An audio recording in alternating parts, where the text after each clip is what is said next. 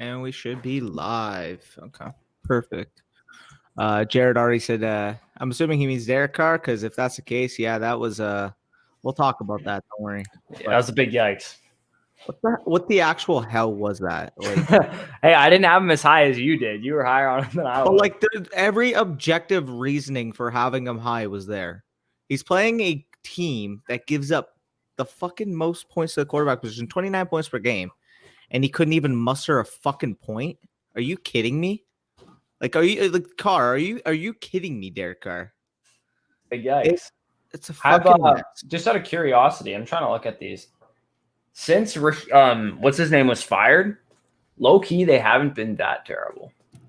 Head coach Dan Quinn. Yeah, because Raheem Morris took over. To be fair, though, this is coming off. This also happens every year with the Falcons. They suck ass so much at the beginning of the season, and then by the end of the season, they just like go 7-9. Yeah, no. I mean, to be fair, the week before they gave up 25 points to Taysom Hill. We'll get into Taysom Hill in a bit too, because that's fucking bullshit. But we'll get through these couple questions. What did you say as to why?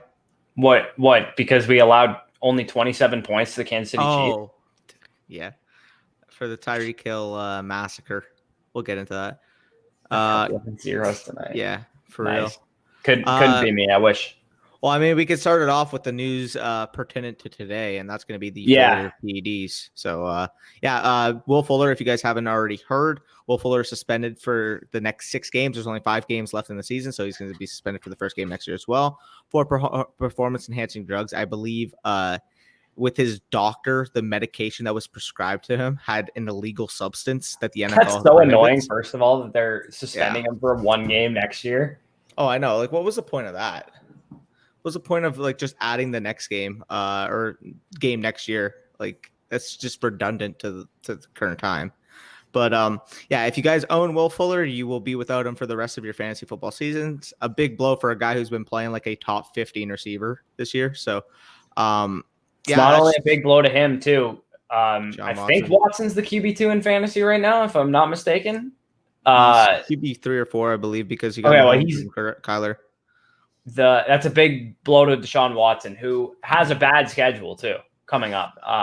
In week 16 he plays Cincinnati, but other than that, he doesn't have a great schedule. He plays the Colts twice over the next 3 weeks, I think, and then I think he also plays like another pretty solid team as well. Can't remember who it is. Talking about Deshaun Watson, first of all, I mean, it's going to be a big blow, especially with the Texans. They released Kenny Stills prior to the news, so he's now they want him back now.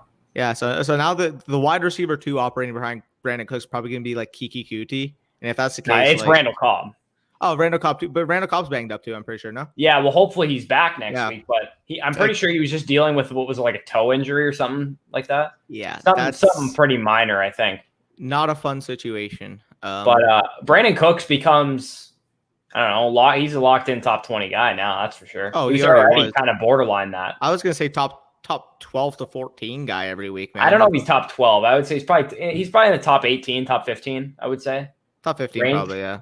Yeah, it's because he was already a top 20 guy for me, and like with this news, I mean, like this could only impact his targets even more. Well, he wouldn't have been a top 20 guy for me going forward with the schedule that they had. Now he's definitely in the top 20 just because Fuller is no longer there. For sure.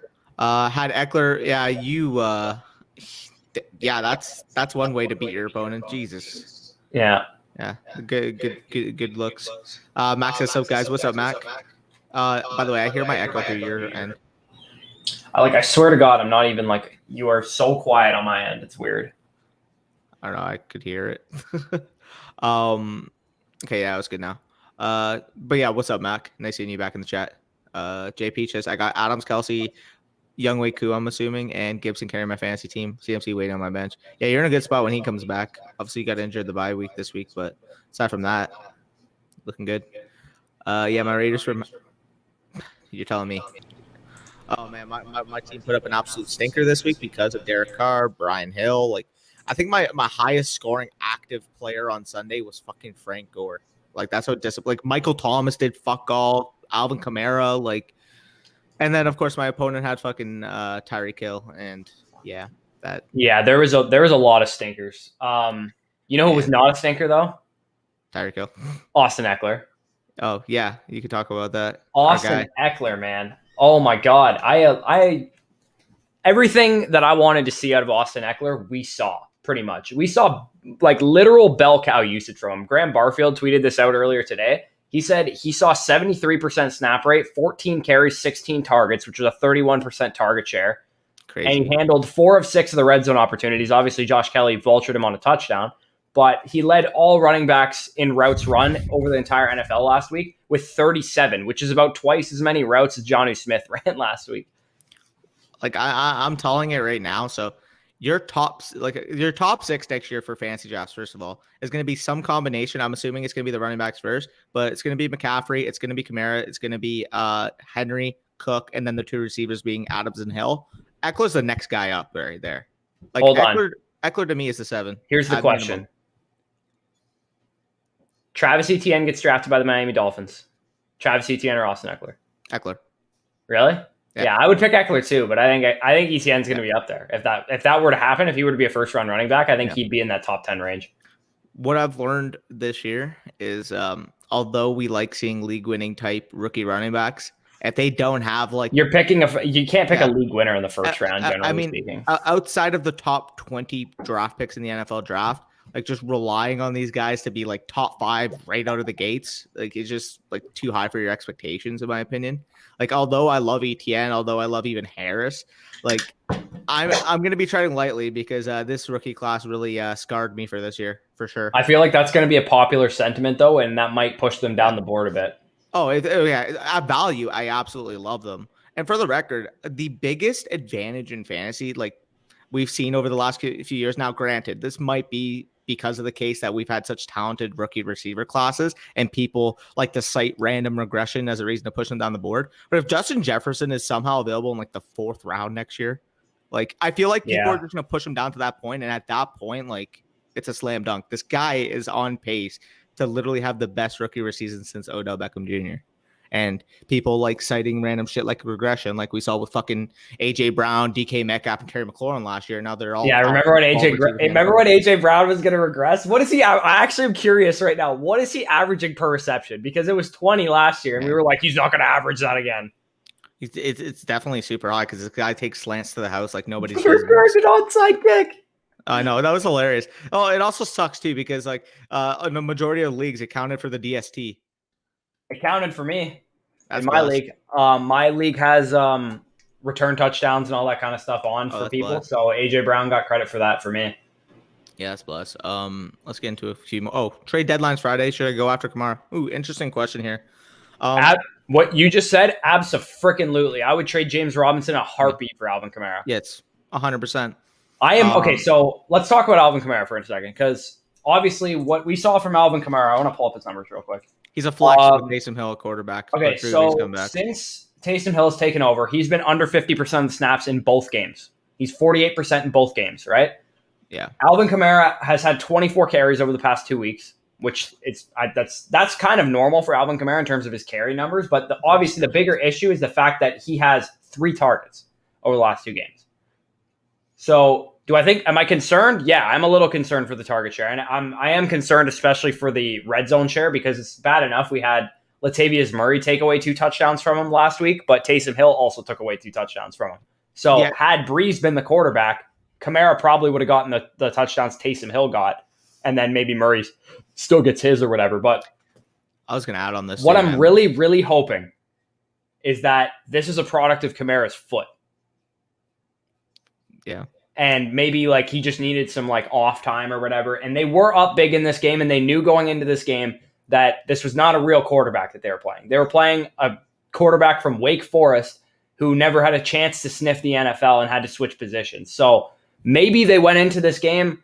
I'd be curious to know what the snap share was early on. I might actually have to pull that up at some point and tweet it out. But I just don't like. I watched the beginning of the game and it seemed like Kamara was on the field a decent amount. So like I think it was more so the second half where Latavius Murray was on the field all the time, and it could have just been a hot hand type thing too. So I'm just hoping that this is a blip on the radar. I am willing to believe this is a blip on the radar. I don't think Alvin Kamara is suddenly a 14 touch per week running back. I think he's going to be back to normal, slightly down ticked. Obviously, I don't think he's getting what did he get? 13, 14, 10, 8, 9 targets a couple games this season. I think 8 targets, 9 targets is about his ceiling on a given week, but I do think he's going to get up past 5 targets per week consistently going forward. I think this is a blip on the radar. I hope so. I mean, like, owning this guy has been the most frustrating thing these past 2 weeks. And yeah, especially because he's your guy too, and the reason you're in playoff and Michael Thomas. And I traded freaking Antonio Gibson for him, and Joe Mixon. Obviously, Joe Mixon's out, but watching Antonio Gibson get 35 points while Alvin Kamara got 5 points wasn't fun. Oh, 100%. And it's so frustrating because a lot of people are putting a lot of stock into these 2 Saints superstar players to be major contributors for them in the fantasy football landscape. And I was going to mention it. I mean, Taysom Hill, like, why the fuck is he starting? I don't understand. Winston should be starting, man. I don't know why he's not. He's on top of the fact that Taysom Hill, it's not even just that Alvin Kamara isn't getting a lot of targets. Taysom Hill's barely throwing too, which is like he's stealing all the goal line work. Like, he's stealing all the goal line work. He's barely throwing the ball. He's thrown the ball 39 times in the past 2 weeks. First of all, when the Saints, whenever they got inside the 5-10 yard line, you knew the ball was going to Alvin Kamara. Yeah. With Taysom Hill at quarterback, like, what the fuck is this quarterback power shit on second down? Like, give the ball to Kamara. Like, seriously, it's so frustrating seeing how they're using this offense with a tight end playing quarterback. I don't even know if he's a fucking tight end. I don't know what he is. He shouldn't even be on the fucking field. That's my take on Taysom Hill. You have Jameis Winston. He's a top 30 quarterback in the league. He could start on a couple other places in the league. I don't know why he isn't. And you're starting Taysom Hill over him? Like, it just baffles my mind how fucking annoying it is to watch Saints games with that guy under center. And I don't know what type of objective reasoning they have to put him on the field over Jameis Winston, but I'm speechless. I'm speechless. It's fucking annoying. You need Alvin, especially in a lot of leagues. People with Alvin Kamara, if you're competing for that last couple playoff spots, and you watch a Saints fan, Saints game, and you're like, oh man, I'm waiting for my boy Alvin Kamara, my superstar, the guy who's carried me all year, to lead me in points, and he's putting up fucking 5.7 because Taysom Hill's on the field taking all of his goal line work. It's not fun. It's not fun at all, and I can sympathize to a lot of people in the fucking chat because it's just. We could sympathize. In my league, I care most about. I sold half my team for him, so I understand that it is frustrating with Alvin Kamara. But I'm choosing to be optimistic here and saying that this is a game where, in both games these past 2 weeks, they've gotten up early, and I think worst case scenario, it's unfortunate, obviously, if you need to win this week and you're worried that Alvin Kamara is not going to get any targets against Atlanta again because we saw it against Atlanta the first time. And they could blow him out again. But I'm thinking Breeze is going to be back soon. I think he'll be back for the fantasy playoffs. I don't know about week 14 for sure, but I think week 14, 15-ish is when Breeze should be back. Let's friggin' pray to God that he is. Yes. I never thought I'd miss Drew Brees so much in my entire life. I think we're going to see a big time overreaction this week for Alvin Kamara, and I think we might see it adjust itself next week. Yeah. For sure. I mean, again, when Brees is back, this guy's still at minimum a top 3 running back for the fantasy football playoffs. The problem is getting to the fantasy football playoffs until then, because thankfully for me, the league that I'm in, I don't have a chance at a bye now, and I'm in the playoffs already. So if I lose this week because Alvin Kamara has a bad game, then I'm fine. It's not a big deal. But I need to. Once I'm in the playoffs, I need Alvin Kamara to be Alvin Kamara.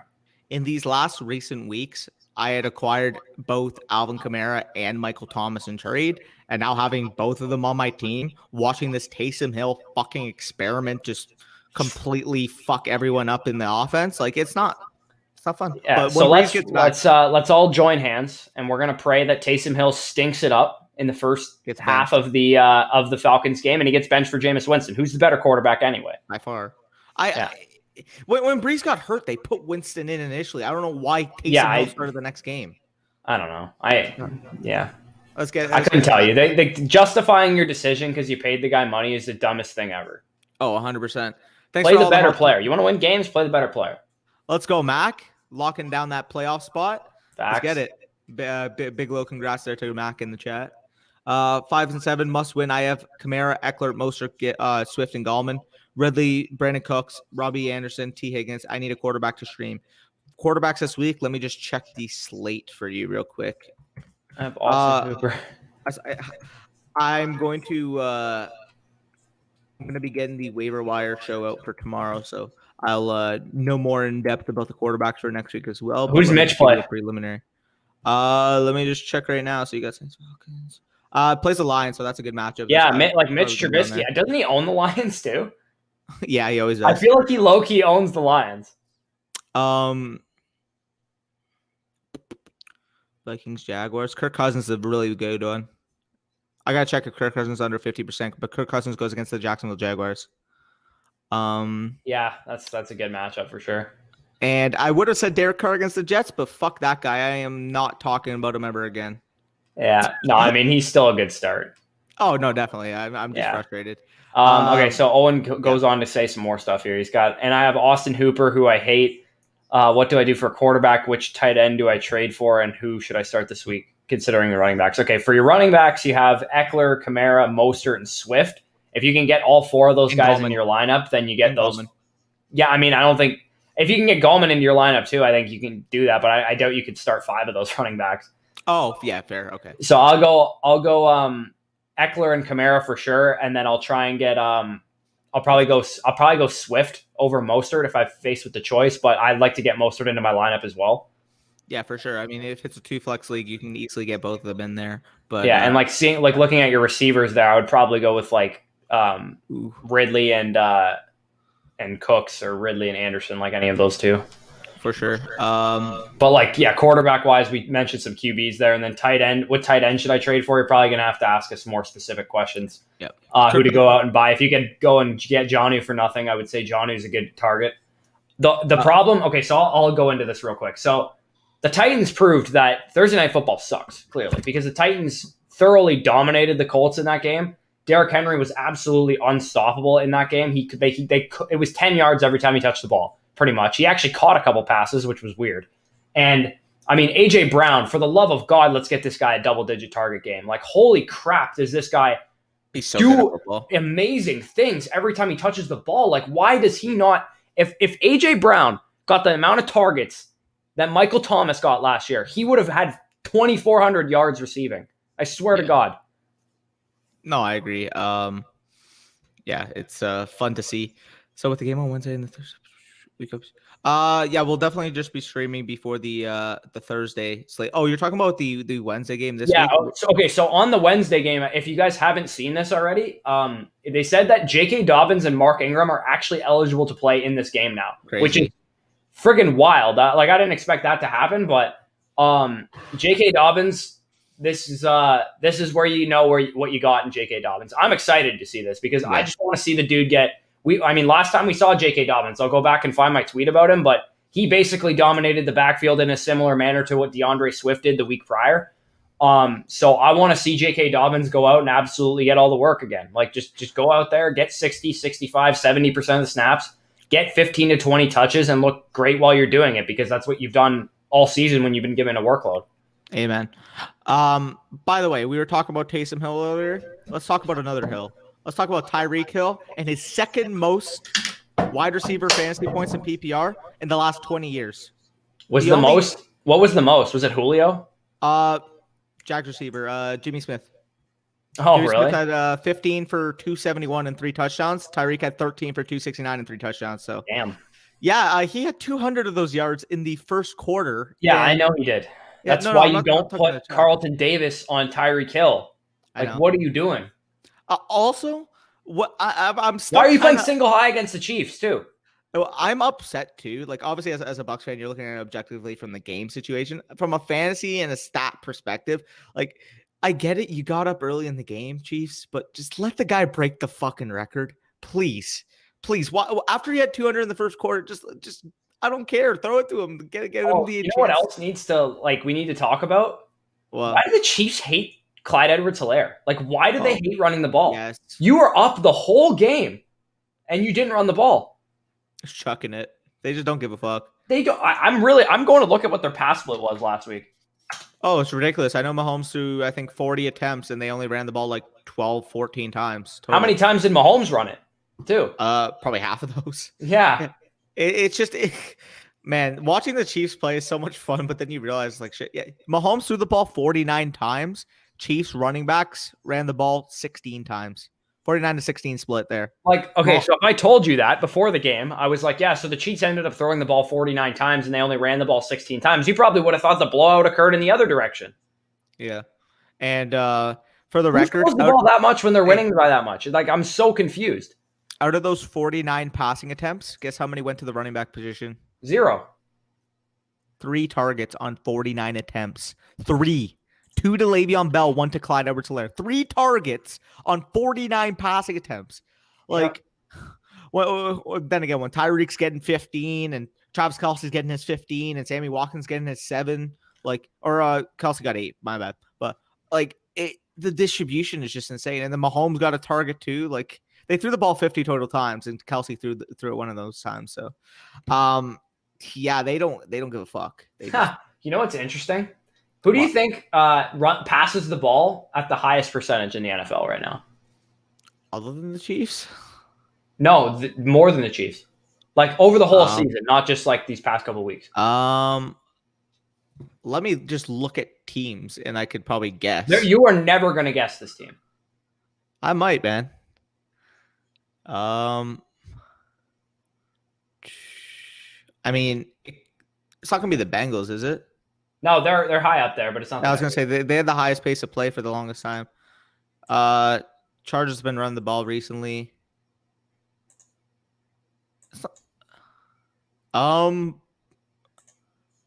Is it just like a random team?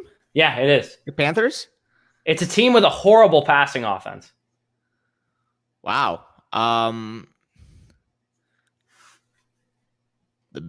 No, not the Bears. Yeah, the Bears. The Bears lead the NFL in pass percentage of plays.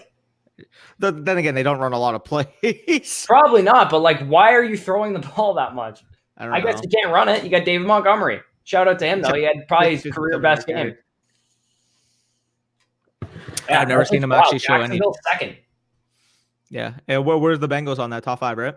They are 4 behind Tampa Bay. Yeah. I'm surprised the Cowboys are actually. Cowboys are 6. Yeah. Okay, makes sense. Where do we leave off? Let's get into a couple of these questions. Feels bad. Yeah, I lost Dak. Yeah, that hurts. You would have had 2 top 3 guys at their position. It was a good week for defenses. Hell yeah. I mean, fucking Falcons defense had 28 points. What the fuck? Yeah, how many did the Panthers have? 19, I think. Yeah. Friggin' Jeremy Chin housed two fumbles. Straight back to back. Yeah, I know. That was wild. Last one, does Brees come back? Hopefully as soon as possible. I want to see if we get any update. I'm going to look this up right now if we have any updates on Drew Brees, because I think we all want him back so much. Well, I mean, a quote from him on the 23rd says, "My body completely locked up on me." That's not good. Yeah. I don't like hearing that a week ago. Not great. Yeah. Roto World says realistic target is week 15. Just let me somehow get to like week 15, week 16, and then Alvin Kamara gets Drew Brees back. Or you just bench Taysom Hill, and we don't have to worry about this. Yeah, facts. What the fuck? Man. Yeah, like literally anyone but Taysom Hill. Like the only I saw someone tweet out like the only player that can stop Alvin Kamara in the NFL, and it was just Taysom Hill. Yeah, for sure. Ekeler's such a goat, bro, and I missed the TD. Wait, what TD? Eckler's TD. Good, Josh Kelly got the TD. God, fuck yeah. Yeah. Yeah, I mean, that offense is fun. The Chargers are definitely fun to watch. Yeah, Justin Herbert knows what's good. He's like, okay, so who do fantasy owners want me to throw to? Okay, 15 targets for Keenan Allen, 16 for Austin Ekeler. I actually don't know if Keenan Allen got 15 targets. I'm just guessing that's how many he got. Problem solved. One big question I have is, will Kelly continue to vulture goal? Yeah. No, I hate like the odd time. Yeah, sure, but that happens to every running back. Even Nick, like, you remember when Nick Chubb had like Dontrell Hilliard vulture like 2 touchdowns in week 1 or something? Yeah, I remember like something stupid like that. Like just that shit like that happens sometimes. You just got to bite the bullet. Or fucking who's the fullback for the Patriots? James Devlin. Oh, he used to just. James Devlin would always get those 1 yard fucking. Yeah, when I had Sony Michel that year, I was just like waiting for Sony Michel to get touchdowns because that was all he was good for, and then that happened. Yeah. Akers looking kind of spicy looking forward. I mean, actually, we're going to talk about it, but the Rams running game as a whole, like, I love Cam Akers the most. Obviously, like, if I'm going to pick one, I'm going to stash him because he's looked the best. But this is so unpredictable week to week. Like, honestly, I wouldn't start any of these guys with confidence. But if you're looking for one kind of glaring hope because he looked by far the best, you stash Cam Akers. Aside from that, I don't want anything to do with this offense right now. Like, aside from maybe Robert Woods, everybody else, even Cooper Kupp wasn't good in this game. Jared Goff was fucking pathetic. Like, it's a mess. The Rams are 7-4 because Sean McVay is a gifted coach. But for the record, why are people on Twitter trying to slander Sean McVay? This guy has never had a losing season in the last 4 years he's been the coach. And before that, the Rams franchise was a joke. A joke. He's doing all this right now, winning games with Jared Goff, who's been playing like a borderline pathetic quarterback at times this year. See, Jared Goff is either the best bad quarterback in the league or the worst good quarterback in the league. I don't know which one it is. Yeah, I mean, dude, Jared Goff is just so up and down. It's not even funny. Like, he looks like freaking Baker Mayfield one week and I don't know, Deshaun Watson the next. Like, he honestly, like, the game against the Bucs, but like, he threw 2 picks, but he was so good. Like, it was weird. He was under so much pressure and he was so good under it. Him and Kirk Cousins are both like that. I was about to say that. They're both like so up and down. Kirk Cousins has been on like a great like streak these past couple weeks and he's looked good, but you know full well week 14 against the Bucs, he's going to look like shit. Yeah. No, fully. Speaking of the Bucs, I want to touch on them real quick. Okay, so I saw this guy, Matt FF Ball, tweeted this out about the Bucs backfield last week against the Rams. This is how the breakdown, and he's done this every week, and it's pretty consistent every time in the same kind of game script. Quarter 1, Ronald Jones gets 100% of the opportunities in both week 11 against the Rams and week 10 against the Saints? No, Panthers. And then quarter 2, Leonard Fournette gets 75% of the touches because Ronald Jones makes a mistake. Usually in the beginning of the second quarter. Quarter 3, Ronald Jones gets 50% of the touches. Quarter 4, Leonard Fournette gets 86% of the touches. I guarantee if you went back to this game too, it was a similar situation. Ronald Jones gets all the touches in the first quarter, scores the touchdown, great play, actually caught the ball for once, and made a lot happen after the catch. Then we didn't see him for a while because they're getting blown out and all that kind of stuff. And then quarter 3 comes in for a couple carries, and then quarter 4 they're losing, so they have to keep throwing. So the moral of the story is Ronald Jones is going to be great the rest of the season. Why? Because they play Minnesota in week 14, who, if nothing else, they're going to keep it close. I don't think they're even going to be I think the Bucs are going to win the game and pretty like decisively from the beginning, kind of the way that they beat the Panthers, not like just like kind of like a never in doubt type of thing, get up early and then kind of continue your lead and stuff. And then after that, they have the Falcons and then they have the Lions. So those game scripts lend themselves to Ronald Jones. And this coaching staff just throws the running plays right out the window as soon as they go down by like 7 points. I don't know, man. I think Minnesota can really compete in this one. Minnesota's a good team, man. Minnesota can't handle the blitz, man. Kirk Cousins is bad under pressure. That's what I'm going to stick with. All right. I make predictions about the Bucs every week, and like 90% of them are wrong. So we'll see how that goes. But I'll stick with the fact that Kirk Cousins he's been playing well. But let's look at the teams he's been playing. That's fair. For the record as well, if you guys lose to the Vikings, like, are you guys going to make the playoffs? And I'm like, okay, you guys, like, I mean, not scared, because if they lose to the Vikings, they should win out theoretically, and then they'd be 10-6 and still in the playoffs. But you need to go 11-5. You got to win out, because these teams are not playoff teams that you're playing. Maybe the Vikings are a fringe playoff team, but even if you're 10-6, though, are you sure you get in? Yes, it's 7 playoff teams. Fair, but like the NFC right now, like everybody's at either 7 or 6 wins pretty much. I guess. I don't think I think 10-6 you're in. Yeah, there's no way you don't get in with 10-6. Yeah, that's fair.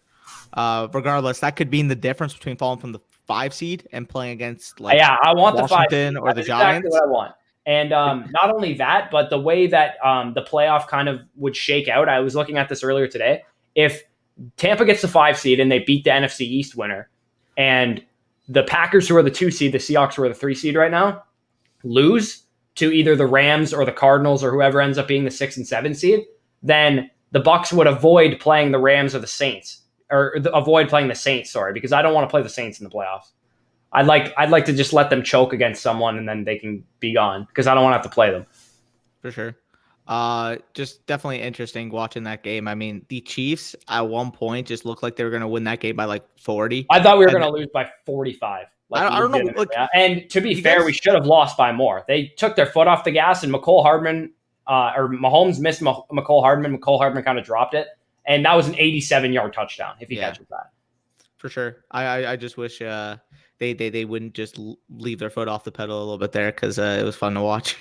I know not for you, but no, it was not fun for me to watch. Wait, before we get in anymore, to me it's just so clear. Like the Chiefs are a tier above everybody else. Like if you actually watch them play, like it's crazy when they don't have their foot off the pedal. Like I feel like they're just gonna score every possession, and like it's a huge shock if they don't. Like it's just crazy watching how that team operates. And for the record, I mean, their defense can actually make plays. I mean, it's easier to make plays when your offense is fucking scaring the other team to death. But like compared to some defenses where you don't see interceptions happen. Well, yeah, the Seahawks and the Chiefs are a prime example of it. You don't see the Seahawks do much on defense. Yes. Like they don't create a lot of takeaways. They don't make a lot of splash plays or whatever. The Chiefs, at least they have guys on the back end that can make splash plays like Tyrann Mathieu and L'Jarius Sneed and Thornhill and stuff like that. They don't really at least they have some guys and they have Chris Jones and Frank Clark up front who can create some splash plays. But yeah, there's a number of defenses like the Packers haven't been able to do it. The Seahawks haven't really been able to do it, is create those kind of defensive plays. And while their offenses are good, they're not really complementing it very well. By the way, for the record, I was completely wrong on Aaron Rodgers. He looked way worse last year. That dude's a top 4 quarterback at minimum this year. I mean, it's just there's no objective reasoning to argue otherwise. That guy is put on a show against some of the best defenses in the league. Like I talked about him as being a bust, but that rest of the season he's top 5 or 6 quarterback, especially in fantasy. And in real life, he doesn't have to play the Bears, the Colts again too. So yeah. I mean, kudos to that because I was wrong. Yep. He was trolling. Yeah. Good call on Allen Robinson over DJ Moore. However, it's unfortunate.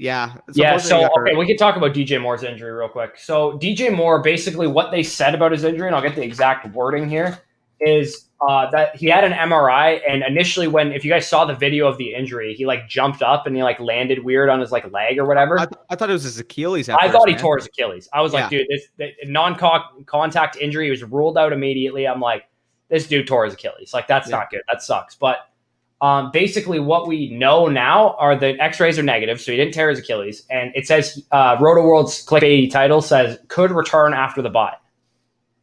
So, I mean, whether or not he actually does return, maybe he's back week 15 or week 16 or something like that. He might be out a couple weeks.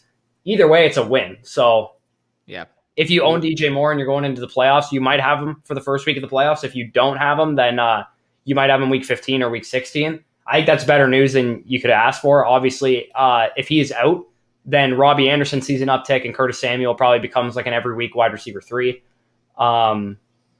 But yeah, hopefully DJ Moore gets back on the field because I do have him in 2 leagues. Yeah, and I need him. And both of those leagues have already clinched the playoff spot. Yep. We have a fit. Oh, yeah, look at that. 168 versus 161. Hopefully you take that home then. Secure the bag, brother. Yeah. A-Rob a bye for the playoffs. Yeah, his schedule is gorgeous, for the record, if you guys didn't already know. And he tore up basically the hardest team basically left on the schedule in the Packers. What was he, 8 for 80 and 2 touchdowns yesterday? Yeah. Yeah, that was pretty good. And he also had a touchdown that was ripped out of his hands, so he could have had 3 on the day. But yeah, Allen Robinson, I wanted, again, it hurt me to tank him in the rankings this week. I had him at 20 comparatively to where I usually have him around the top 14 or so. But that guy's just so fucking good at football. You can't drop him out of the 15 is what I've learned. Yeah, no, it doesn't matter. Neither quarterback is a big deal for him. I thought of a cool idea. Allen Robinson kind of inspired me to think of this idea because he's going to be a big time free agent. I think. I don't think he's going back to Chicago. No, dude. You know where he should go?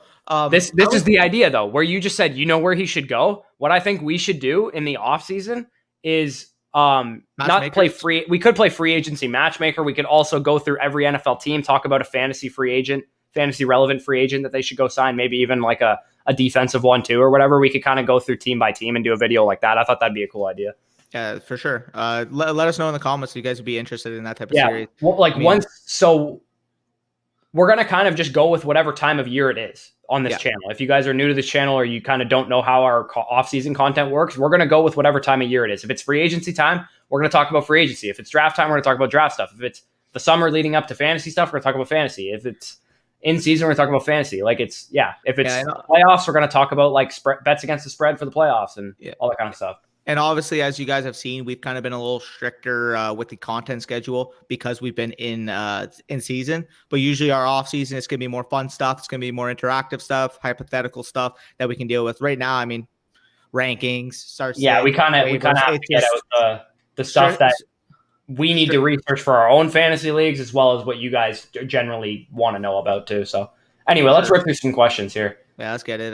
We're kind of a little behind right now. Yeah, we are big behind. Yeah, well, like 25 minutes. Okay. Thoughts on Mostert? I think he's going to be really good. So Raheem Mostert only played 40% of the snaps, which is not great, but first game back. Raheem Mostert is, generally speaking, he's only played 40 to 50%, even when he's been the like bell cow running back. Yeah. So I think it's just encouraging to see him get back on the field. I think he was just somewhat limited getting back off the injury. I think he's going to be a top 15 running back the rest of the season, personally. Yeah, I agree. I mean, this was also a bad matchup too. Yeah. Do you think CMC will return? Nervous that they could hold him up for the rest of the season? I understand. I was about to say, I understand like the reasoning from our perspective that, this team's going to shut them down because they're not in it. They want to keep them healthy. But you got to think about it from the player's perspective. I signed my contract. And the coaches too. Yeah. I signed my contract. The coaches want them in terms of an overall locker room presence as well. I mean, holding Christian McCaffrey out when he's healthy is just going to get a bad rap in that locker room as well, because a bunch of those guys are playing their asses off, and then they're going to see, well, Christian McCaffrey's not playing even though he's healthy. Like, what the fuck is going on here? Similar to what we were talking about with Austin Ekeler, how people were saying, he's going to get held out, And if you watch this guy, his videos, the way he talks, there was no doubt in my mind that he was dedicated to coming back. And as we've seen, I mean, he came back with a boom.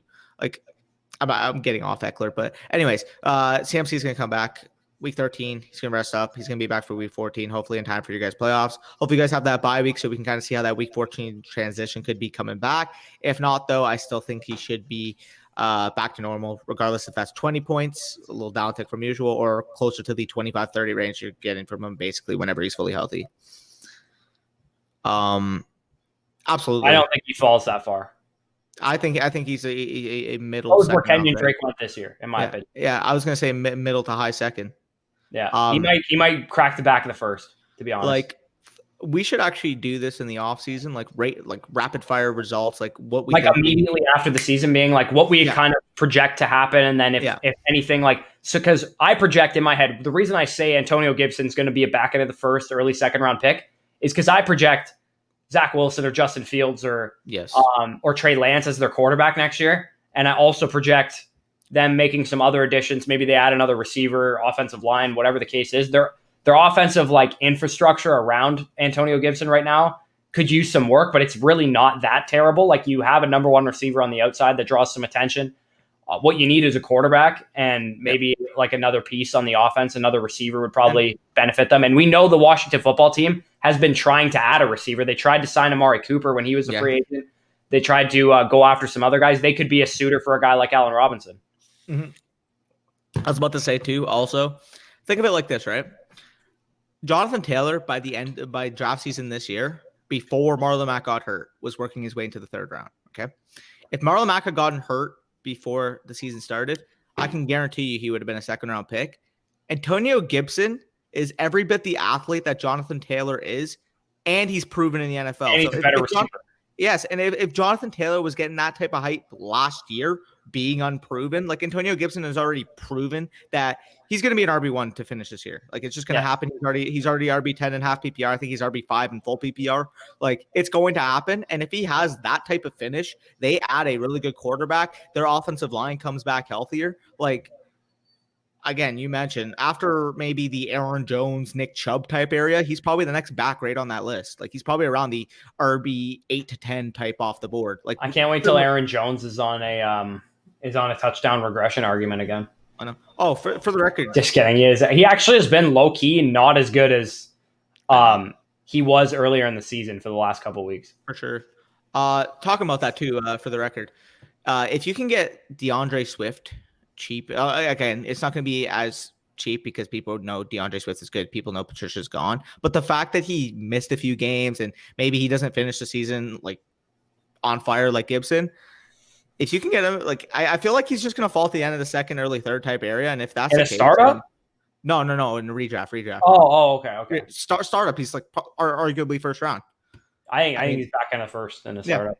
Absolutely. I'm talking about in terms of redraft next year, because typically when I'm talking about phrasing for second or third round, I'm usually looking at it from a redraft type lens. Obviously, in Dynasty, the younger guys are going to be a lot higher, but yeah, it's going to be fun really breaking down these scenarios in the offseason once we have a little more information in terms of overall being able to project, because a lot of these second-year players going into next year, I think, are going to be really good, valuable options for you. Yeah. As always, for whatever reason, sophomores always get underprojected. I don't know why, because people just like to cite regression without any statistical analysis. But yeah, in a standard league, opponent has 88 points with Justin Tucker to play. I have 83 with Juju to start. Do I have a chance? Hey, you absolutely have a chance. But the problem is, it's gonna be close. You better hope that. When I initially read this, I thought he said he needed 83 from Juju. Like, was what the thing was, and I was like, I'm like, if he just doubles what Tyreek Hill just did, then he can get 83 points.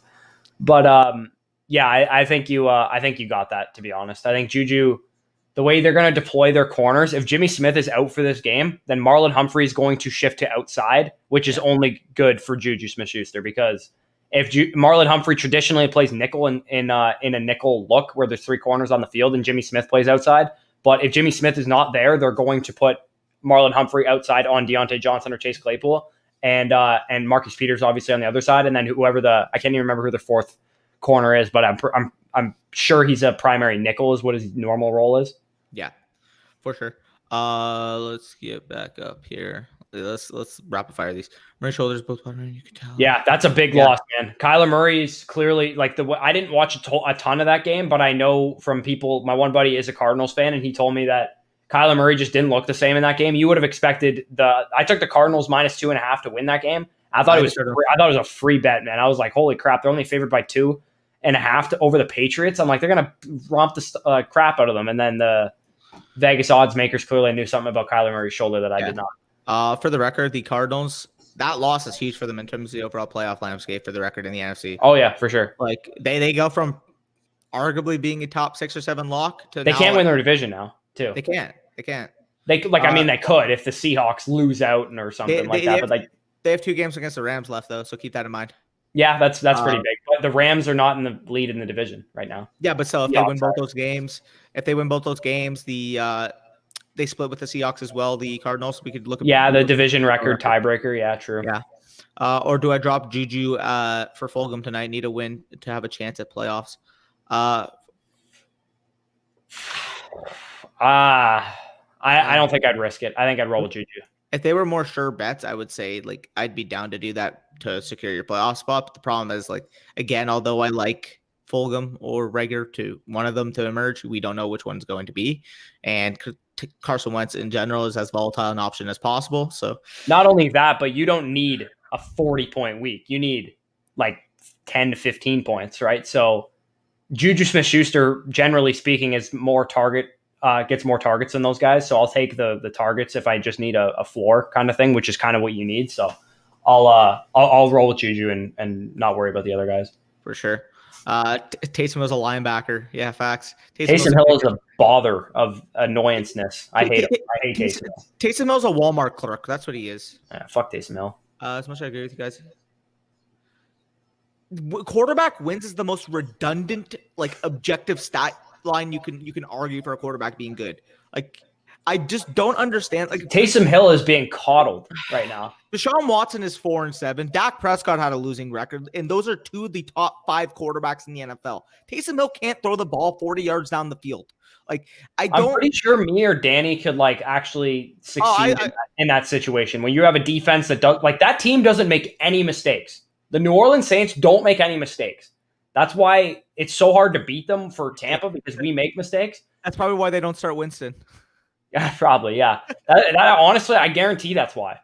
It's because Jameis Winston doesn't like the type of offense. Like I think he belongs in a situation like that where he can be kind of reined in a little bit. But I don't think they want him in that situation because they've seen it a million times from the opposite sideline when the Saints are picking off Jameis.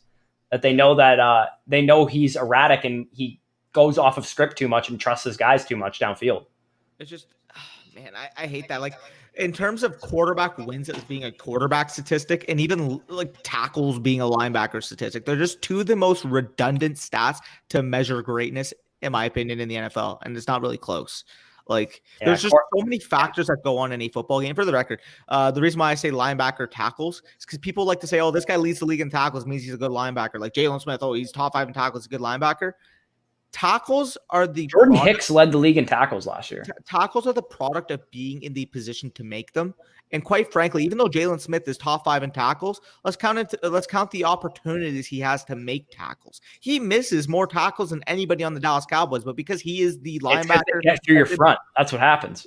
Yeah, to me, it's actually kind of impressive that Devin White is up there in tackles because in the run game, generally speaking, running backs like probably 80% of the time don't get past our front. So the fact that Devin White also sucks in coverage, which is why he gets so many tackles. But Jalen Smith is neither good in coverage nor is he at actually secure tackling. Oh yeah, for sure. Yeah, I tweeted this out. I mean, we have a $12 million per year linebacker and another first round linebacker, and the best tackler on the team right now is I think he was a 5th or 6th round safety in Donovan Wilson, who didn't start until 2 weeks ago. Like he's been the most secure tackler on the team. I felt that because I have Thomas. Yeah, fully. Just the fact. I know. Like. Okay, well, so if you don't have Latavius on your roster and you own Alvin Kamara, this is the time I'd be picking him up going into the playoffs because Alvin Kamara is dealing with a foot injury, and we know Latavius is capable of carrying the load if Kamara misses time. So going into your playoffs, you need to have Latavius Murray on your roster if you own Alvin Kamara. This random guy in my league basically has all the handcuffs to a lot of running backs, and he's not. Yeah, so does Devell in my league. He has a bunch of. He has Madison. He has Edmonds. He has everyone. Why do people do that? Why do they just own every handcuff?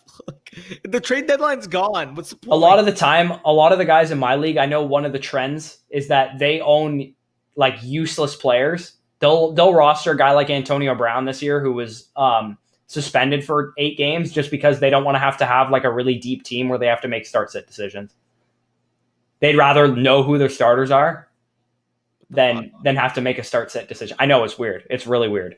I'm like, my team goes like, if their team had what happened to my team this past week where I had Dobbins, Andrews, Chark, Ayuk, all out because of injury or COVID, they would have been screwed. They'd been starting Adrian. Well, I guess Adrian Peterson was a decent start this week, but like a bunch of guys that suck. They'd be starting Greg Ward and like Dallas Goedert in their flex spot and shit. Like they'd be starting weird shit. For sure. Yeah, I know. Barkong feels bad. Congrats, Mac. You a beauty. Big facts. Let's get it, Mac. I locked down a bye in the playoffs, but I played the second place guy next week who only beat by. Good luck then, Spicy Hot. Go get that dub. Yeah. Recently traded Robinson and Fulgham for Metcalf and Montgomery. I like that move.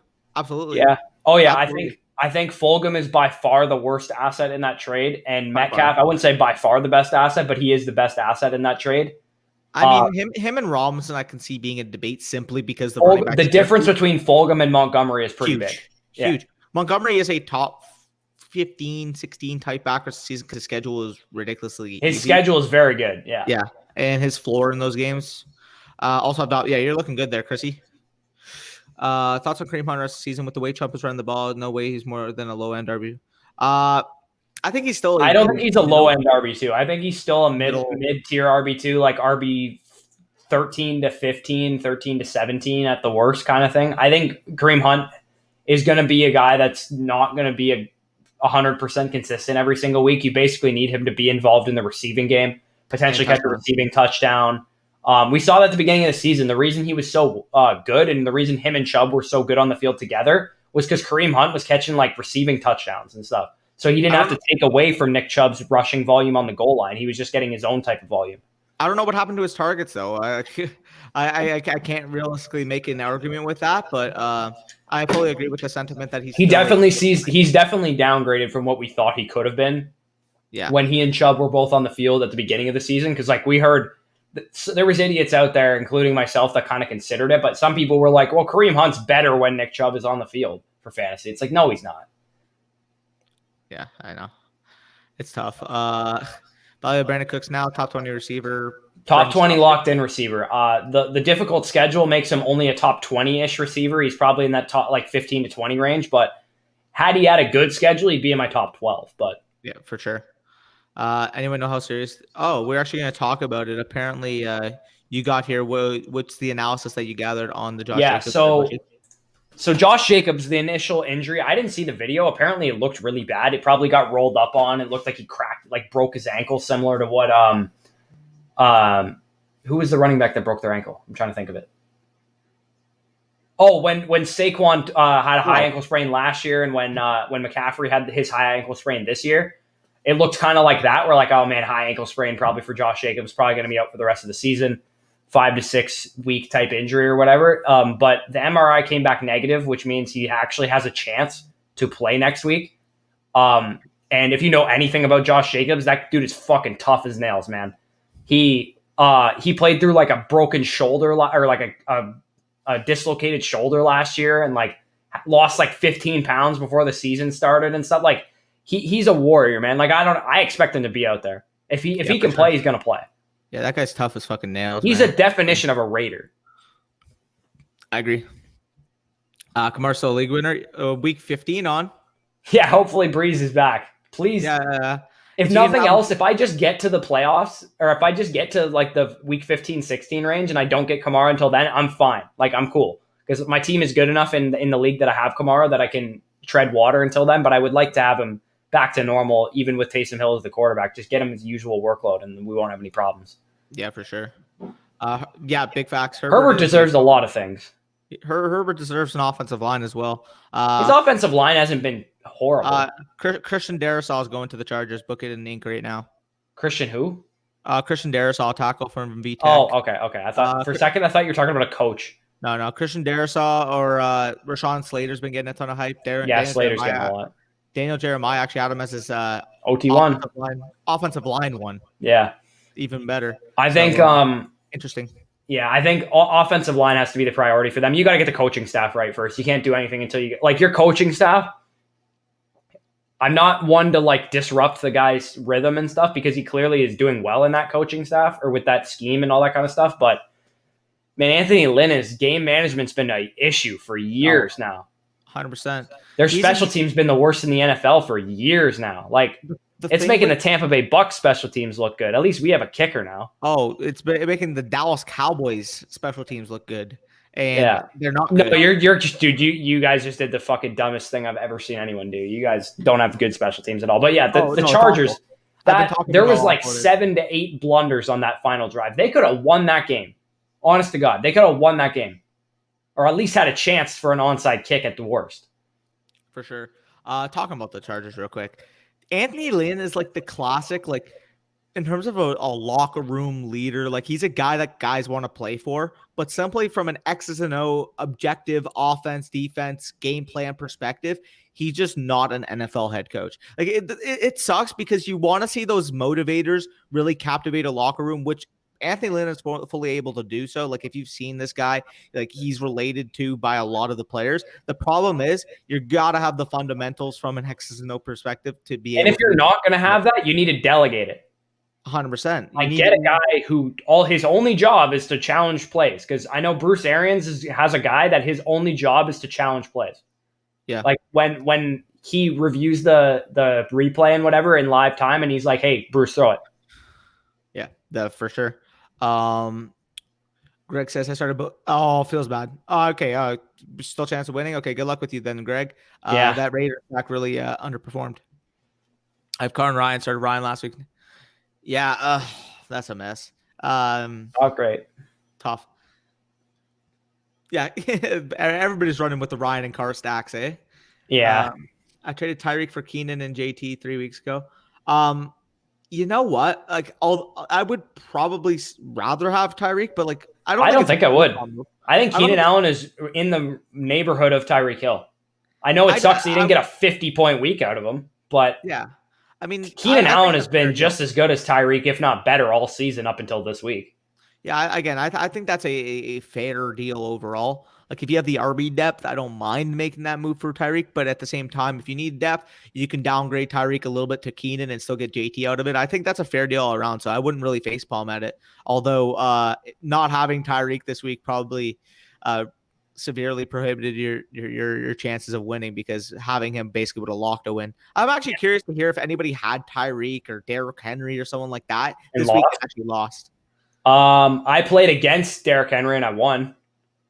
He had like 40 points. I know. Well, I had Will Fuller, so that helps. Oh, okay, fair. Can Will Fuller appeal? I think he can, but I'm not sure it's gonna get and they might reduce it to 5 just for the sake of not suspending him next year. But I don't think he's gonna get on the field. Not to mention, he already released like a statement on his personal Instagram, like acknowledging that he was at fault here. Yeah, like typical NFL stuff. So if he makes that type of statement, puts it on his Instagram, and then appeals it, I don't understand why he would do that. Why would he put that on his Instagram if he wasn't just going to take the punishment? So yeah, we'll see what happens though. Like, the Raiders can win out. No, they're not going to win out if they play like they did against the Falcons. I mean, no, that was abysmal. They're like the worst team in the league. The worst best team in the league. Like they're so like the Jared Goff of NFL teams. Yeah. That's my friend Patrick. Should I make this trade? I'm giving him Miles Sanders, Cooper Kupp for Aaron Jones. I would hold Sanders and Kupp side personally.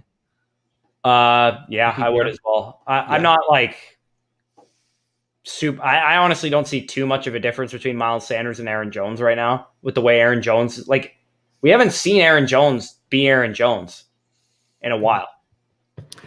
If you could have, nobody's going to take it for Derrick Henry now, but Derrick Henry's so good. Better game, Lockett or DK? It's just so hard to bet against DK. It's so hard to bet against DK for me. I will do it right now. Yeah? Okay. DK Metcalf versus Darius Slay in shadow coverage.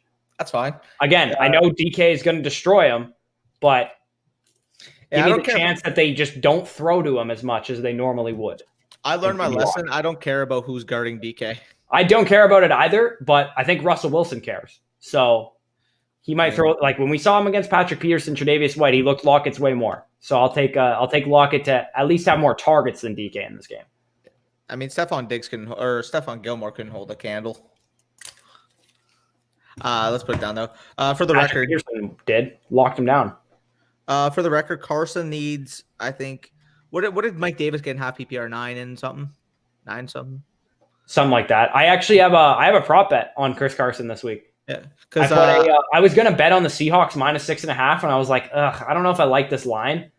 So I bet on I put $10 on a parlay of Chris Carson over 78 rushing yards and over 17 carries, and it pays out $55 if it happens.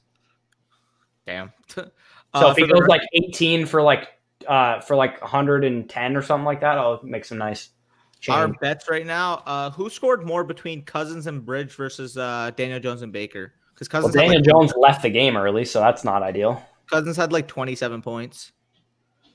Did Baker have a lot? Baker had a decent amount, I think. Let me see. Baker had 21. And Bridgewater had like 14, I think. Let me check it right now. It's probably gonna be. I don't know what Daniel Jones was doing before the injury. Daniel Jones only had 12.55 points. Okay, so I probably won that then. If Teddy Bridgewater had just. Yeah. Okay, so I won that. So our bets right now. It's 2-2 on the week. You had T. Higgins outscore Brian Hill. I had Duke Johnson outscore That's funny. Yeah, tough. I know. You had Gibson outscore Zeke, and then I had Cousins and Bridgewater outscore Daniel Jones. I had Gibson outscoring Zeke. That's hilarious. That's hilarious. That's like funny. It's funny because I had Gibson I had Gibson ranked higher than you on the week. Did you? I had him at 10. You had him at 11. But I had Zeke at 9. You had Zeke at like 13. Yeah. So, but right now I need Carson to outscore Mike Davis, and then I take the week slate from us. So yeah, see what happens. Oh yeah, let me write down Locker versus DK. You want to take one of the Eagles? You want to do the Eagles receivers too and do another stack? Sure. Which one you want? I'll let you choose because I don't care either way.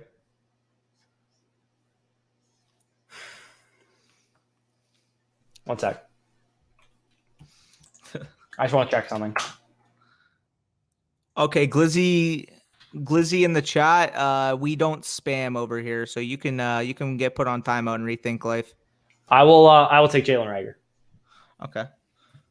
I just wanted to make sure he wasn't playing like 30% of snaps or some shit with Alshon Jeffrey back last week.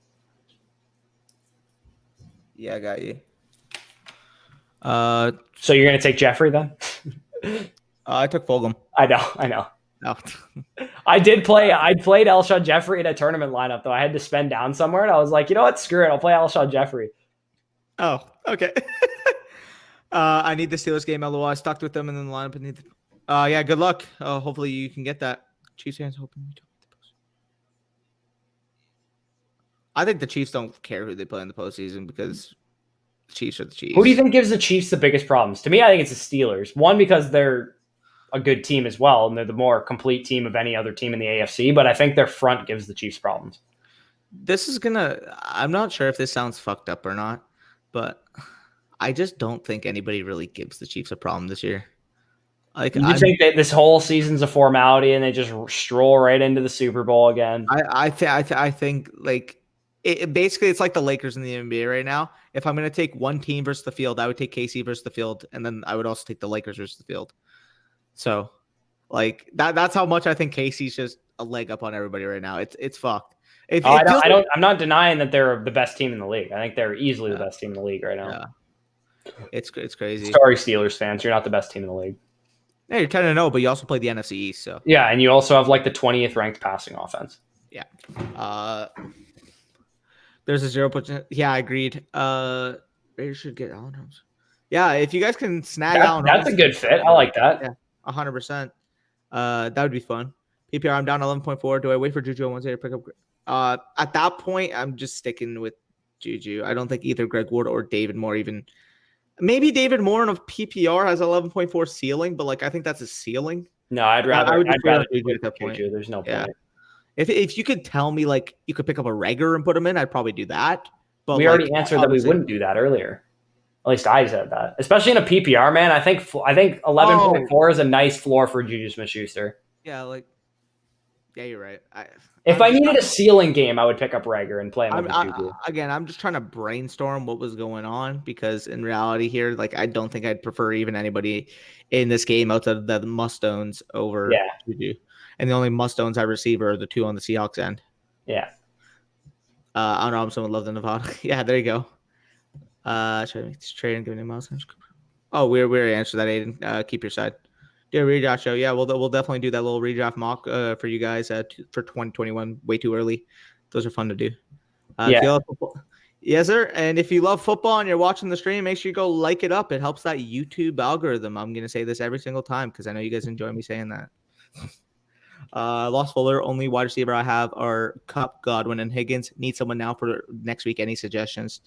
Only wide receivers. Oh, need someone outside of those guys, or you need to use one of those guys? Out of those guys, okay, I could use any one of them to be honest. But if you need only one of them, he said any waiver suggestion. So I'm guessing he needs another receiver with those guys that he already has. So if Pittman Jr. is on your waiver wire still, then go get him because even though he had a down game, he had 10 targets. Yeah, it's crazy how he had a down game despite the usage. That kid's going to be a stud for the record. I'm still very confident in him. But yeah, Pittman's definitely the main one. And if you want more options too, I'm going to have that on the show for you tomorrow. I still gotta get in my little bag there and add to the document. But get ready. I never once claimed. I guess like you're 2-0. Like they're probably not going to bench him. The problem is that like He's just not an NFL caliber quarterback. So here's the thing. If you're Sean Payton and you're down 14-3 at halftime to the Falcons next week, do you bench Taysom Hill? I absolutely would. He wouldn't even be starting for me. The problem is I don't think Sean Payton will. Would you? I think he would. If he was down by 2 scores after halftime.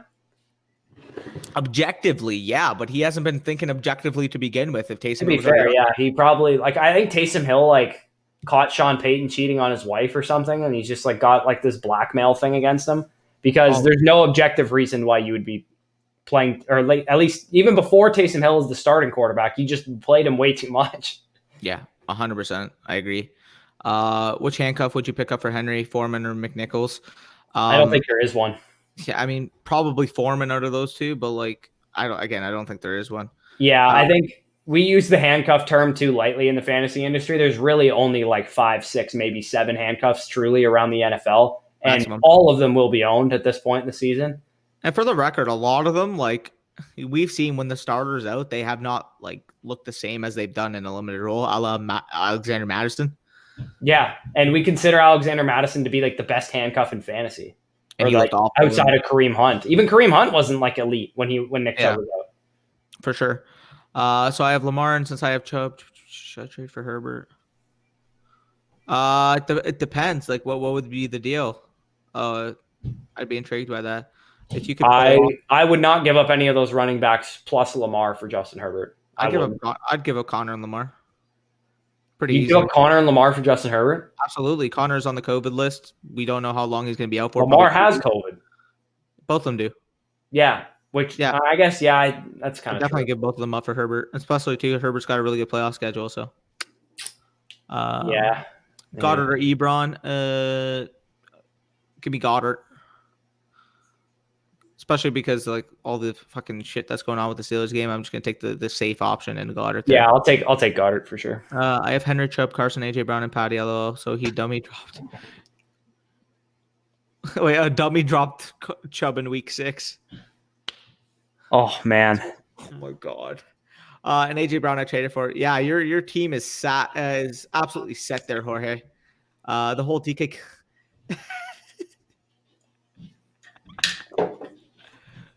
Yeah, Tyler. I'm gonna keep. And Carlton Davis played perfect coverage against Tyreek Hill. He still got burned.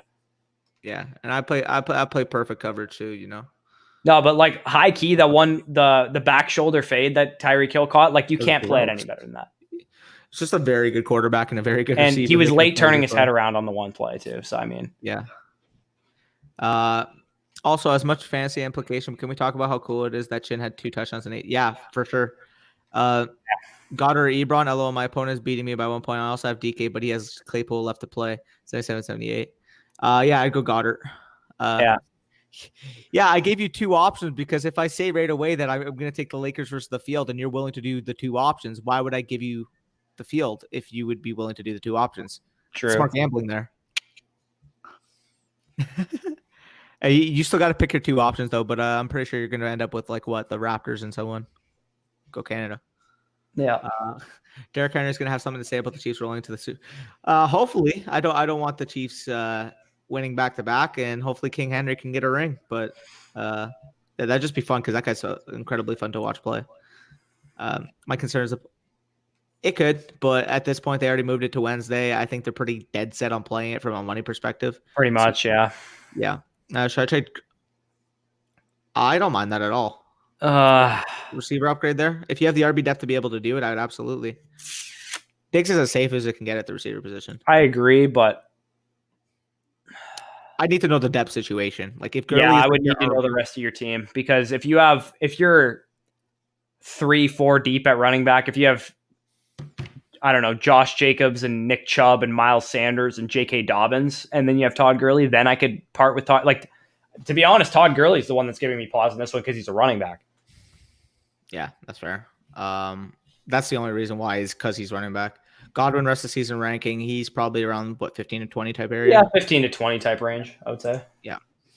Goddard or Engram rest of season. This one's actually pretty close, but considering the injury to Daniel Jones, I'll probably slightly lean Goddard. But yeah, if Jones was hurt, Yeah, I'd the probably Daniel Jones's injury definitely impacts that. But I mean, Carson Wentz is also terrible, so who the hell knows? Evan Ingram is actually starting to play better. He's making plays down the field. He's kind of not being used like Jason Witten anymore, so that's good to see. For sure. Woods or MT rest of the season. With Taysom Hill, like the fact that this is kind of close. Let me see what their schedules are. Thomas's is like incredibly easy in the fantasy football playoffs. I think final 2 weeks he's got Chiefs and Vikings. So, does he? Hold on. Yeah. The problem is getting there. He does have the Vikings. I know that for sure. I think it's the Chiefs week 15. Yeah, he has Atlanta, Philly, Kansas City, Minnesota. Yeah. So I'd probably slightly lean MT, but the fact that Taysom Hill is stuck. Then again, I mean Taysom Hill barely threw the ball. Like, you want to know what Robert Woods has? Yeah, Arizona, New England, Jets, Seahawks. I mean, I'm probably still gonna take MT, but like they're both that's so close. Top 14 overall type options.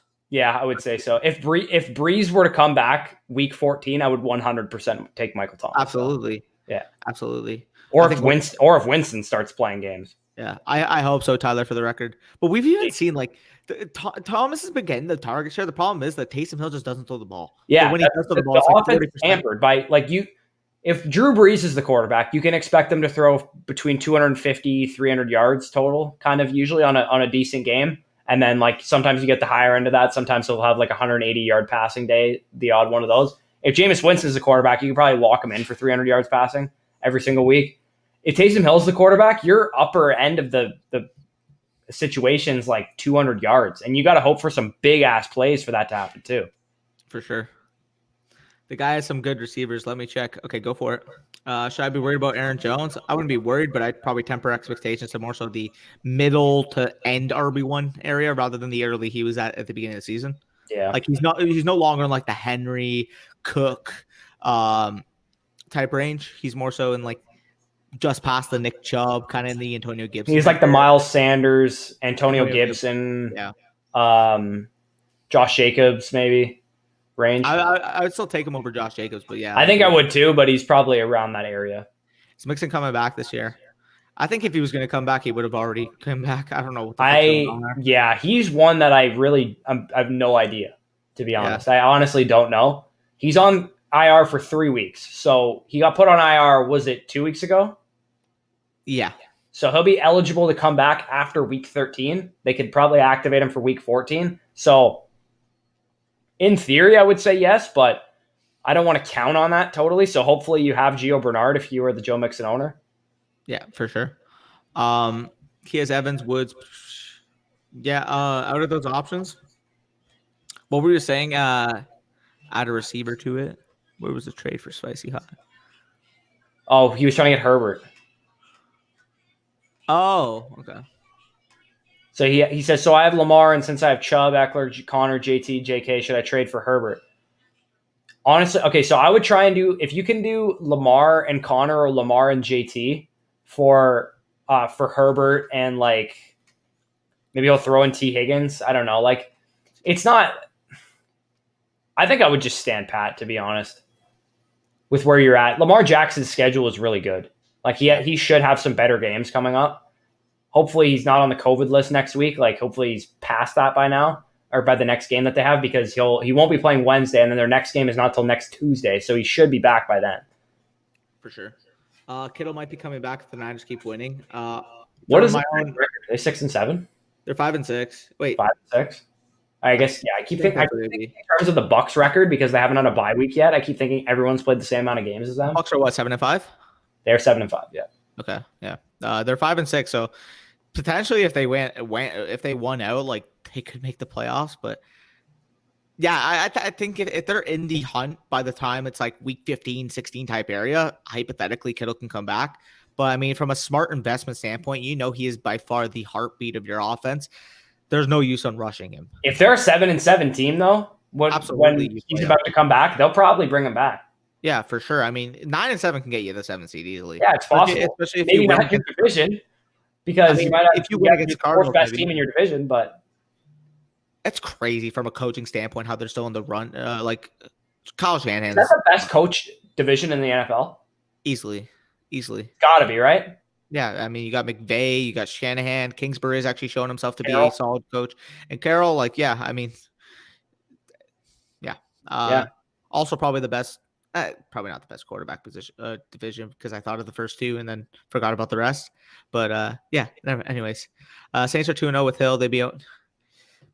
I don't know. I don't think they'd be 0-2 with Winston. I mean, I think Winston. You're thinking of Winston in Tampa Bay. The way they would use Winston is not how they would use Winston in Tampa Bay. They would use Jameis Winston to operate the offense the way that Drew Brees operates it, which is a lot of short passes to Alvin Kamara, maybe a couple more deeper shots than you would see from a guy like Drew Brees. But I don't think the offense would change all that much with Jameis Winston operating it.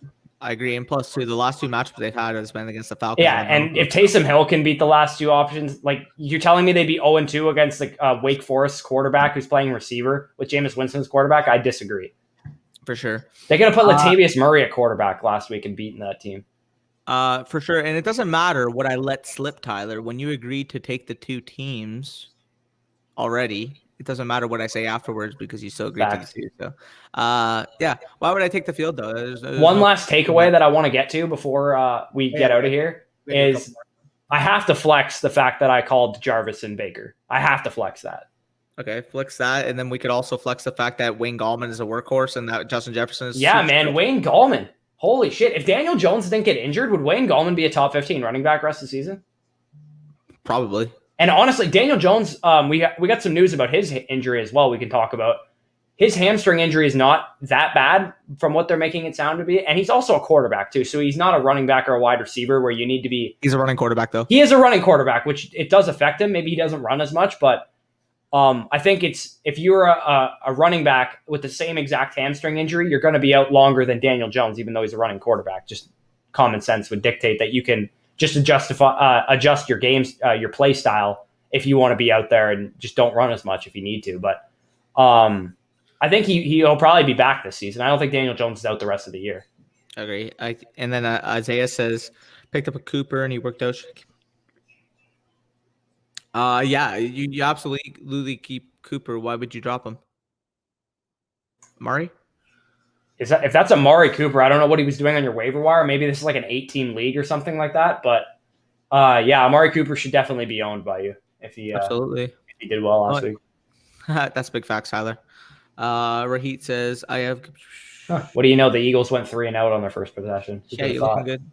I forgot the game started. Let's get into these rapid fire and then we will head out of here. Yeah, I agree. I take Thomas over Woods, but I don't think it'd be a heartbeat. Should I start players with? I'm not sure at this point, Smitty, but yeah, I mean, I don't really think you have much of an option at this point. For sure, if you waited this long, unless you have a really good option to pivot to in this game. Obviously, it already started, so we're kind of late getting to this question. But by the way, should I play Swift? If Swift comes back, I think he's an absolute top 15. If Swift is back, he's in your lineup. Yeah, I mean, I say top 15. He's probably a top 12 option, to be quite honest. Like, even though it's a hard matchup. The Saints. Yeah, heck, I could be quarterback. They'd probably be doing. Yeah. No, last week I'm not worried about that. James Robinson top 5 rest of the season even with a hard schedule. Top 5. I don't know if I'd say top 5, but top 7 or 8, 9, probably around the Antonio Gibson. I disagree. I think James Robinson takes a huge hit. Really? I guess I'm gonna be known as the James Robinson hater, but I just still don't think he's that good. It's fair. Who would you I think compare he's a product of volume. He's better than Leonard Fournette. I'll give you that. Like he's like a better version of what we saw from Philip Lindsay a couple years ago. Yeah, like I think he's a solid running back. I think he's a starting caliber running back. But if you told me like rank the starting running backs across the NFL, he wouldn't be in my top 10. He wouldn't be in my top 15. Probably wouldn't even be in my top 20.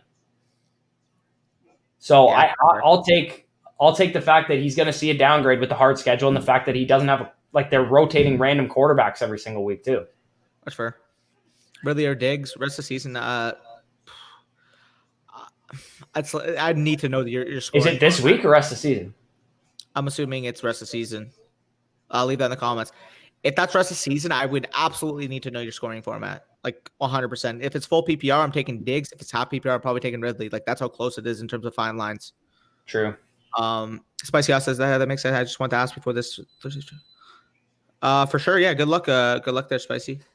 Again, better game Lockett DK. I'm going DK. He's going Lockett. 9-7 can get you. Absolutely, 9-7 could most likely get you. Yeah, I think it's probably more likely to get you into the AFC because there's a big dichotomy in the AFC between the really good teams and the really bad teams. So it's a lot easier to get in with like a 9-7 record. I think there's more like mediocre to solid teams in the NFC than there is in the AFC. For sure. Pray Miles Sanders Lance. Yeah, hopefully for your sake as well. Jorge says, when's the talk garbage?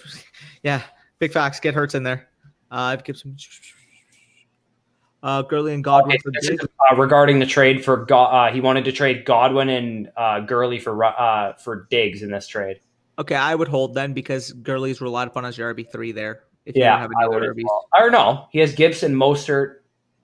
Yeah. Oh, sorry. I thought that was James Robinson. Yeah. So, yeah. Gurley is your RB3. Yeah. So, I would not do that trade personally. For sure. I made a trade and it was accepted last week. That was my Kamara and Will Fuller for Derrick Henry. It was set to process this week, but now the owner is that's tough. Feels bad. The Henry owner's backing out. It was set to process. How do you handle that in your leagues? The way I handle it is once you two hit accept, that's it. If it hasn't processed, it hasn't processed. But you hit accept. That's the way I handle it. That's fair. I mean, typically the reason being as to why is as soon as a trade is made, I usually just process it through unless it's through the waiver period. Problem is this just came out today, so the waiver period hasn't started. Sure. This is a fine line in my opinion. I think this is own personal league and manager discretion. Obviously, if it's a league with guys you've known for the longest period of time, you guys should sort of have like that mental type of agreement in your head. Like, okay, like if anything stupid happens, like you should have some sort of clause where you can back out in case, like just for insurance. But I think this is more. I totally disagree with that. I think once you two would accept whatever happens, if Will Fuller gets in a car accident, tears his ACL the next day in the car accident, then that sucks to suck. That's the way I think about it. If you didn't want to, that's the risk you get when you make trades. And for the record, if it was accepted last Wednesday, why didn't it go through before the games this week? That's my issue. Yeah, that's an odd league. That's my issue. If it was accepted, this is why, for the record, do not make trades on Sundays or Saturdays where the league's not going to push the trade through prior to the game week. Because you always leave yourself at a disadvantage here. Where if anything in case your guy gets injured that you're trading for, you were probably holding your breath the entire weekend that Derrick Henry didn't go down with an injury or whatever, right? So 100%. So that's why if the trade was accepted last Wednesday, I'm just upset with your league manager for not pushing it through. My biggest pet peeve is when people have like processing periods of trades and don't let them go through prior to the game time. Yeah, see, in my leagues, it's you put them through the commission, or like you accept the trade and the commissioner looks at it, he's like, okay, that's not collusion, and he puts it through. Exactly. That's how it should be. The league vote. Oh, he says league vote veto. That is the worst thing. I gotta go on a little rant here. League vote veto is the worst thing that could happen in fantasy football. Okay, why do other owners have the capacity to be able to say, "Oh yeah, I don't want you to do this deal"? Because it's always from a personal interest standpoint, right? They're gonna, if you're making a trade that's gonna benefit your team, and you are one of the better teams or perceived one of the better teams in the league, they're gonna say no, veto that trade because I don't want his team getting too good. Exactly. Think of it like that. And not on top of that, no one knows what the fuck is going to happen. Exactly. We like to think that we're good at predicting the future and we can predict trends and all that kind of stuff. But if I trade Derrick Henry for Aaron Jones tomorrow, people are going to be like, that's a dumb trade, right? Everyone's going to be like, why would you trade Derrick Henry for Aaron Jones? Well, what happens if Derrick Henry comes out and blows his knee out? Yeah. I just have to go Aaron Jones goes out and has a 45-point week. How I think of it, right? Okay. In the NFL, do there's 32 teams in the league. Do the 30 other GMs that aren't partaking in the deal have any say of what goes on between the two teams discussing the deal? No, absolutely not. So why in fantasy football, if it's a 12 team, 10 team, 18, whatever size? The reason is because people think it's going to stop bad trades from going through, but what it in fact does, it makes every trade over scrutinized. Yes, and what it also does is everybody's just going to vote based on, as you mentioned, personal interest. I don't care. Like, people don't care if it's a fair trade or not. If they think that you're getting quote unquote the best player in the league and you have the depth to be able to, like, a lot of times, Slay and Metcalf going at it right now. A lot of times, say it's like 3-for-1 type deals where one manager needs a lot of depth, one manager can go for the upgrade. Slay and Metcalf are going at it. We need to get off the stream. This game's getting kind of interesting. But I league vote veto is the worst fucking thing I've ever heard of. Absolutely. Let's get to these last couple questions, but I'm upset. And by the way, shake your booty, PPR, I would take Diggs there. But yeah, hopefully that's the answer to your question. And he also says the league manager, the two-way win. And you need to go into your league and show your league manager what we're talking about on a live stream. Okay, maybe we have some credibility here. But like, and this isn't just coming from us. The fantasy footballers, fantasy pros, all the big time fantasy people will tell you the exact same thing, because things like that, they just create drama and they limit fun. Essentially, trading is fun. I love trading. I trade all the time in redraft leagues, dynasty leagues, whatever. And some people aren't like me, and they're like, I'm going to keep the team I drafted and only use the waiver wire to get new players. Sure, that's the way you want to play. Go ahead. But those people tend to not like trading because of what it does to people like me, where this season, I've won some trades, man. I traded Joe Mixon and I traded Aaron Jones, and I got Joe Mixon and AJ Brown back. Joe Mixon had a 45-point week the week after I did that. And AJ Brown was right back to his old self after that. And then I flipped Joe Mixon and Antonio Gibson, who I also traded for Antonio Gibson, for Alvin Kamara. Like, people don't like that I do that, but it's like, okay, you don't like that I do that? Get better at trading. Exactly. Like, you being bitter at me being good at trading doesn't take away the fact that you can't make your own trades. Like, exactly. It's upsetting. See everyone say, see you, Spicy Hot. That trade is through in my books. Yeah. See you. Wow, okay. All right, I see you. I see how it is, Tyler. Settings are, league veto. There's no proper way to do league veto. It needs to be a commissioner has the ultimate power to say, is this collusion or not? Because anyone can see collusion when you see it. When you see collusion, you know it. You know Julio Jones for David Moore is collusion. Yes, like in those instances when the commissioner thinks it's collusion, then what the commissioner do, in my own personal opinion, because I'm a league commissioner, I always gonna say, well, I think this may be collusion, but what I do, if I'm not 100% sure, I go in the chat and I ask both managers, give me the objective reasoning as to why you're doing this trade to benefit your team. And if they're both able to make a case as to why this team or the trade benefits them, then I push the trade through, even if I don't agree on the value. Like, it's that simple. Yeah, because there's going to be trades that go through that you think are not fair for someone. That's just the way trading works. Some people are like, hey, I remember one guy in my league traded Chris Carson and Keenan Allen for, I think it was like Miles Sanders and like T. Higgins, or not T. Higgins. I can't remember who it was, but it was like objectively he was losing the trade. But the reason he had to do it was because he needed to win and Chris Carson was going to be out for that game. And he had no running backs to start. So he needed to get Miles Sanders and he had to trade Keenan Allen to do so. For sure. Where can we get into the dynasty league? So yeah, in the offseason, we'll definitely be having a some type of system where we'll randomize names. We'll get people into the dynasty, and Tyler's going to be in. Sorry, you guys donate as much money as Tyler has, then you'll get into. But yeah, for sure. Your league manager is definitely not. We're just going off on this guy's league. Anyway, yeah. I 100% agree. If you don't have a league that understands that trading is a part of the thing, like, you probably just need to be in a different league. For sure. What happens to exactly? At that point, it just sucks to suck, right, Greg? Yeah, and Greg, if you're not able to get into the listener dynasty league, we'll probably have redrafts. We'll have redraft leagues, but we'll also see if we can set up some listener like dynasty leagues that you guys are in and we're not in them. Like, it's just. You guys will have like a channel in the Discord or whatever that you guys can set up a league in there. Yeah, like we can coordinate it for you guys. Like we can set one of you guys, like, you know, we could set it up and like it'll be in the integrity of our name, so you guys know it's going to be legit, because you guys are all, if you guys are in the Discord, I'm assuming you guys are all capable fantasy minds and don't need to be held under a wing, if you will. Yeah, but, for sure. All right, we're gonna head out. We'll see you guys. Take it easy, y'all.